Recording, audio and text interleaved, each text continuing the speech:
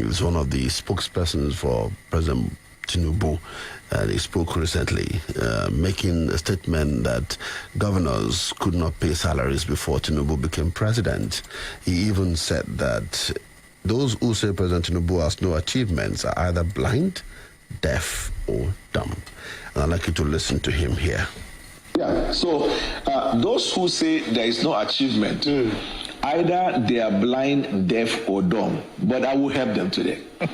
When the president when he took the oath of office, 27 states of the federation were reported to have gone bankrupt, meaning they could not pay salaries. They virtually could not do anything at all. That was when he became the president. Today, there is not a single state in Nigeria that is bankrupt or that is incapable of paying salary. Rather, you have governors who have gone beyond that to deliver on good governance and project. A few days ago, we were in Katsina. The governor of Katsina reaffirmed the same view that I said. He said before now, governors didn't have enough to even pay salary. But today, we have to pay salary. And look at the projects that I'm inviting you, Mr. President, to commission. The other day, the leader of the Progressive Governors Forum said the same. And instructively and interestingly, even in PDP state, for example, in Abia, President has visited Abia. I mean, I say Abia, yes, Abia, where Governor Oti is there. And then in Enugu, these are PDP governors. They acknowledged the fact that the policy of the president has increased their allocation to the point where they can now deliver on good governance to their people. Fundamentally, that is achievement number one. And this achievement is not to be taken lightly, because this achievement has actually saved Nigeria from going into decadence. Because had the president not taken that decision, from 27 probably would have gone to maybe 32, leaving probably Lagos, Rivers, and maybe 2 other states that will be able to say we can pay salary. That is one. Number two, look at our foreign reserve. You can see the way we have increased, and we are increasing the foreign reserve while we are paying the debt that was on our neck.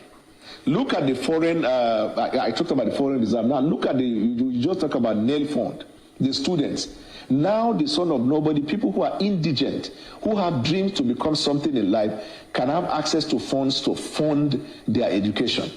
Look at the road construction. Because fundamentally they say the country is backwards because there was a infrastructure decay. To the point, they say that for Nigeria to even attain a level where it can be considered as making progress, there must be an investment of between $30 billion to $100 billion annually for, I think, 20 years or so, or 30 years. Now, but look at it. The budget per year is less than $35 billion. That is less than what is even needed as minimum for infrastructure alone as required by economists and then the World Bank. But look at what the president was able to do. And we're talking about 2 years, we're not talking about 4 years, to a point where we have stability. There are things about these policies, there are things about these policies that are intangible. They are foundation-laying principles for the growth of Nigeria. So we don't have to go about begging every day and night, so that we don't borrow the future of our grandchildren, all in the name of wanting to do anything. Look at the racket in the oil and gas sector. When they say there's subsidy, is it not the removal of subsidy that has now placed this state government in a better footing to deliver on governance? These are few of the many more achievements of the president. When they blow the whistle and they say, let's go to campaign, we will bring it to the table. So that was Daniel Bwala there speaking, and I'd like to hear your thought. But before you come on to speak with me, let me do this. It's one of the things that we've learned to do as broadcasters. So I'll ask a question. Were 27 Nigerian states bankrupt and unable to pay salaries before Tinubu became president? That's the critical question that will come from Bwala's statements. So, independent report from organizations like Budgets and Nigeria's Debt Management Office confirmed that many Nigerian states face serious financial challenges before May 2023. Some states, including Abia, Benue, Ondo, and Kogi, indeed struggled with salary arrears and pension backlogs. Budget even described many as heavily dependent on federal allocations and at high fiscal risk. Let's be clear. No official record or report declared that 27 states were legally bankrupt.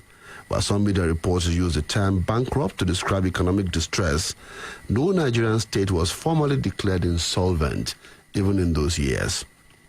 Also, while salary payment delays existed, not all governors failed to pay salaries as insinuated by Bwala. States like Lagos, Borno, and Ekiti managed to keep up with regular salary obligations.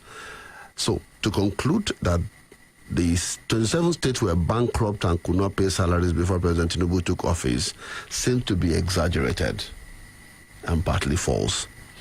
Many states were in financial trouble, but the situation varied. Some paid salaries, some owed backlogs, and none was regally described as being bankrupt. So I'd like you to be part of the conversation now. I have two issues that I put on the table for you, and I want to hear your thoughts on them. Good morning. Thank you for joining me. Well, good morning. Good morning, sir.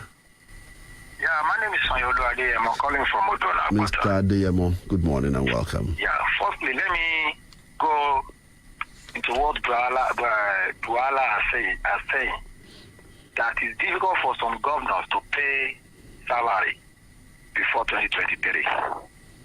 Well, I can't blame him for what he's saying because he's in a ruling party now. But he didn't say so when he was in PDP, when he was whining and dining with PDP. This 2023 is talking about, we have so many states that even their salary is being paid before 25, 27 in some states, like Oyo State. They receive their salary very well before even 27, 25. So I don't know where he gets his own maybe statistics for saying that many states are not paying. So for him to come on here and say this and that, he has been paid for, and he needs to defend what he's being paid for. He's being defended. So nobody should play. I'm so surprised about Nigerian politician or other. It is not the same with America, the same with other countries. If you're in a republic, you remain in the republic. If you're in a Democrat, you remain in Democrat. But these people will be looking for what they will hit to demarcate the other party so that they can move for that 4 years or 8 years and later. It will be very surprised to Nigeria if Tinubu is not win 2027 and another party win. You will still see people like Bwala going to another party again and praise this party because of appointment. When will Nigeria change? And he's talking about the economy and other things. I don't know where he got his own statistics.